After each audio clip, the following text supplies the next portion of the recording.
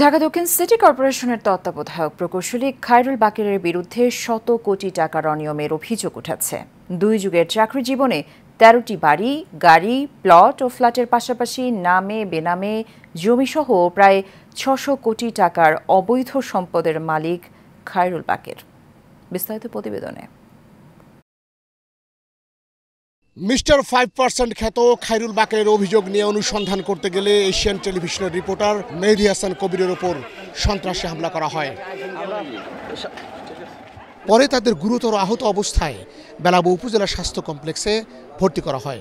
সেখানে প্রাথমিক চিকিৎসা শেষে আওয়ামী দোসর খায়রুল বাকেরকে প্রধান আসামি ও তার ছোট ভাই খায়রুল হাসান সহ সবুজকে আসামি করে আরও অজ্ঞাতনামা 5-7 জনের বিরুদ্ধে একটি হত্যা চেষ্টা মামলা, ক্যামেরা ভাঙচুর এবং চুরির মামলা করা হয়।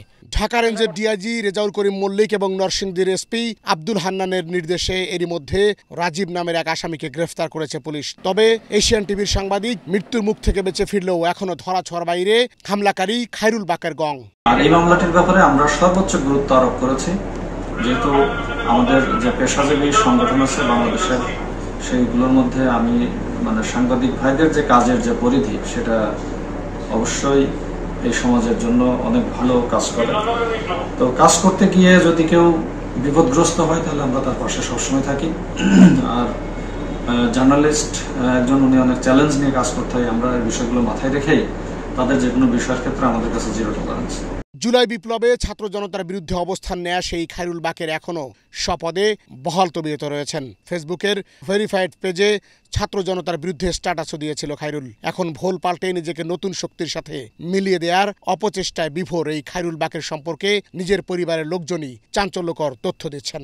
পুরাতন বুড়িগঙ্গা উদ্ধার, উদ্ধার এবং পুনর্বাসন করা, এই কাজটা আমার শুরু হয় 5,500 কোটি টাকা।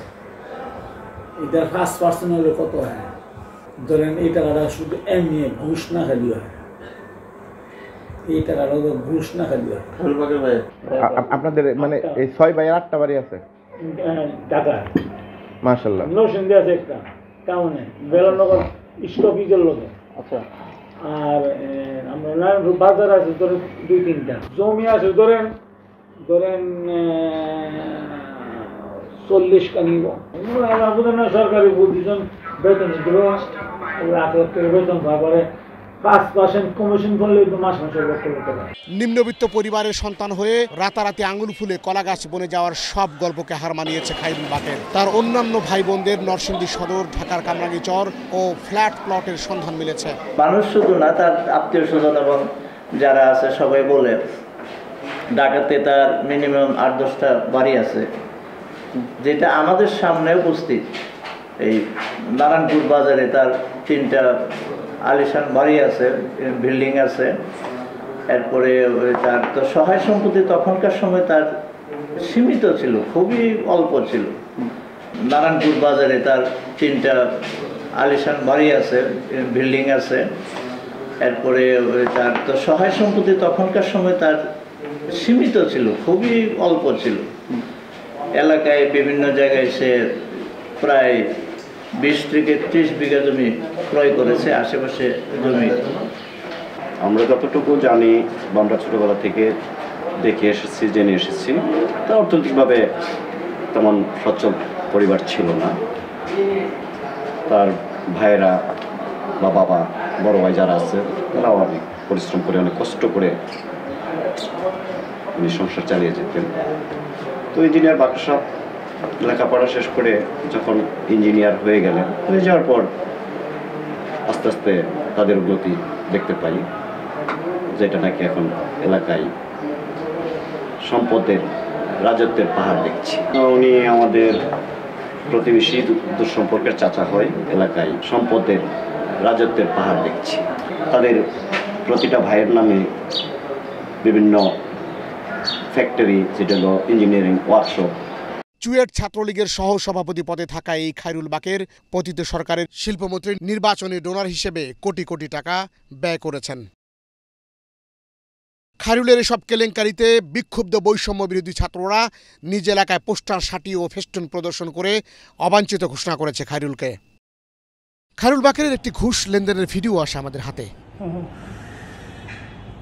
সম্পত্তির মধ্যে নিকেট আত্মীয় সিন্ডিকেট করে ঢাকার কামরাঙ্গীর চরে 3 ভাইয়ের নামে রয়েছে 4টি বাড়ি, বড় ভাই আলাদ্দুনের নামে 2টি, ছোট ভাই হাসান আলীর নামে 1টি ও বড় ভাই রাশেদ মিয়ার নামে 1টি বাড়ি। খায়রুল বাকেরের নিজ নামে খিলগাঁও তালতলায় অতসী লাবণী বিল্ডিংয়ে রয়েছে কোটি টাকা মূল্যের একটি ফ্ল্যাট। তার স্ত্রী জেবুন নাহার সোনালী ব্যাংকের প্রধান কার্যালয়ে কমন সার্ভিস ডিভিশনে এজিএম হিসেবে কর্মরত ও খায়রুল বাকেরের নিজ নামে বসুন্ধরা আবাসিক এলাকায় আই ব্লকে 36 কোটি টাকা ব্যয় নির্মিত 6 তলা ভবনের 4 তলায় 6 কোটি টাকা মূল্যে ক্রয় করা 2টি ইউনিট রয়েছে। শ্রী জেবুন নাহারের নামে সিপাহীবাগ খিলগাঁও একটি বাড়ি, পূর্বাচল প্রকল্পের সেক্টর 10 407/C রোডে 4 কোটি টাকা মূল্যের 3 কাঠার একটি প্লট। এছাড়াও স্ত্রীর নামে রয়েছে একটি টয়োটা প্রাইভেট কার। ছোট ভাই খায়রুল হাসানের নামে নরসিংদীর ভোলানগরে 3 তলা একটি বাড়ি।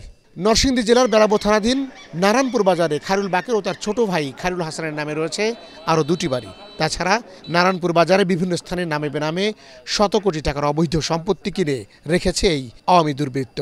নিজ বাড়িতে রয়েছে 5 কোটি টাকা মূল্যের আলিশান 7 তলা ফাউন্ডেশনের 4 তলা কমপ্লিট করা একটি ডুপ্লেক্স বাড়ি। তাছাড়াও দেশের বিভিন্ন স্থানে নামে বেনামে বাড়ি, গাড়ি, প্লট, ফ্ল্যাট সহ রয়েছে অন্তত 600 কোটি টাকার অবৈধ সম্পদ। তার এই দুর্নীতির ফিরিস্তি নিয়ে অনুসন্ধানী প্রতিবেদন করতে এশিয়ান টেলিভিশনের রিপোর্টার খায়রুল বাকেরের গ্রামের বাড়ি নারায়ণপুর বাজারে গেলে আওয়ামী লীগের দালাল খায়রুল বাকেরের পূর্ব নির্দেশ অনুযায়ী তার ছোট ভাই খায়রুল হাসানের নেতৃত্বে 10-12 জনের একটি সন্ত্রাসী বাহিনী এশিয়ান টেলিভিশনের রিপোর্টার মেহেদী হাসান কবিরের উপর সন্ত্রাসী হামলা চালায়। তার স্ত্রী জেবুন নাহারের কাছে সোনালী ব্যাংকে এ বিষয়ে জানতে চাইলে নিজেকে নির্দোষ এবং সৎ কর্মকর্তা দাবি করেছেন। তার এই লাগামহীন দুর্নীতির বিষয়ে একাধিকবার বক্তব্য নিতে গেলে তাকে অফিসে পাওয়া যায়নি। পরে মুঠোফোনে যোগাযোগ করার চেষ্টা করলেও কোনো সাড়া মেলেনি। এদিকে ঢাকা দক্ষিণ সিটি কর্পোরেশনের প্রশাসক ও অতিরিক্ত সচিব মোহাম্মদ শাহজাহান মিয়া বলেন, খায়রুল বাকেরের বিষয়টি সম্পর্কে তিনি ইতিমধ্যেই অবগত রয়েছেন। মন্ত্রণালয়ের নির্দেশ পেলেই তদন্তপূর্বক ব্যবস্থা নেওয়ার কথাও জানান তিনি। আওয়ামী দোসর ও দুর্নীতিবাজ কর্মকর্তা 5 আগস্টের পরেও রয়েছে স্বপদে বহাল।